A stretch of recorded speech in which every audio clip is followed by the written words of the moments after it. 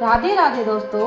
तो आज मैं आपको चिड़ा चिड़ी की कहानी सुनाने वाली हूँ। यह कहानी कार्तिक माह की पूर्णिमा के अगले दिन प्रतिपदा को सुनाते हैं या सुनते हैं। इस कहानी को चिड़ा चिड़ी की कहानी भी कहते हैं। इस दिन आटे से घर बनाते हैं और आटे के चिड़ा चिड़ी बनाकर घर के बीचों बीच रखते हैं। उन्हें कपड़े पहनाते हैं और आटे के घर में घर का सारा सामान रखते हैं। चिड़ा और चिड़ी को खील बतासे का भोग लगाते हैं। इस दिन खिचड़ी बनाते हैं और आम का अचार रखकर ठाकुर जी का भोग लगाकर खुद भी प्रसाद खाते हैं। एक बार की बात है, 4 चिड़िया थी। वह चारों ही कार्तिक का स्नान करती थी।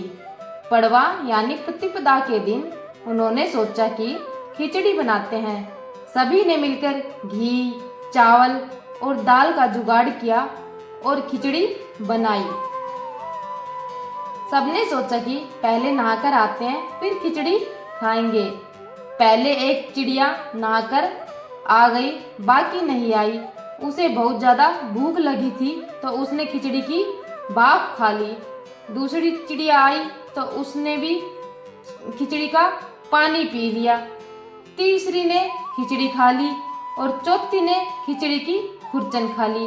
खाने के बाद चारों मर गई। जिस चिड़िया ने भाप खाई थी वह राजा के घर राजकुमारी के रूप में पैदा हुई।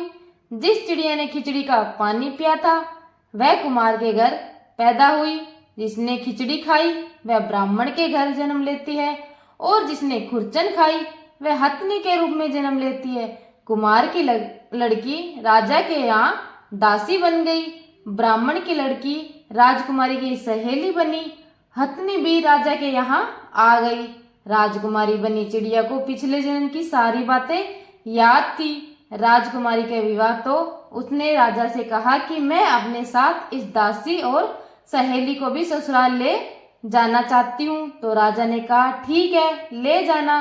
राजकुमारी फिर भी नहीं गई तो राजा ने पूछा। तब उसने कहा मेरे साथ इस हथनी को भी भेज दो, लेकिन हथनी जाने को उठी ही नहीं। तब राजकुमारी ने उसके कान में पिछले जन्म की सारी बातें कह डाली, जिसे सुनकर हथनी अब उड़ जाती है।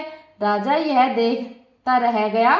उसने तलवार निकालकर राजकुमारी से कहा सच बता, तू कौन है, नहीं तो मैं तेरा सिर काट दूंगा। राजकुमारी ने राजा को सभी बातें सच सच बता दी। पिछले जन्म की सभी बातें सुनकर राजा बोले यदि कार्तिक स्नान का इतना महत्व है तब तो हम भी जोड़े से कार्तिक नहाकर दान पुण्य करेंगे। इस प्रकार राजकुमारी और राजा दोनों जोड़े से कार्तिक नहाए और उन्होंने खूब सारा दान दक्षिणा ब्राह्मण को भोजन करवाया। यह है आज की चिड़ा चिड़ी की कहानी। अगर आपको यह कहानी पसंद आई हो तो वीडियो को लाइक और मेरे चैनल को सब्सक्राइब कर देना। राधे राधे।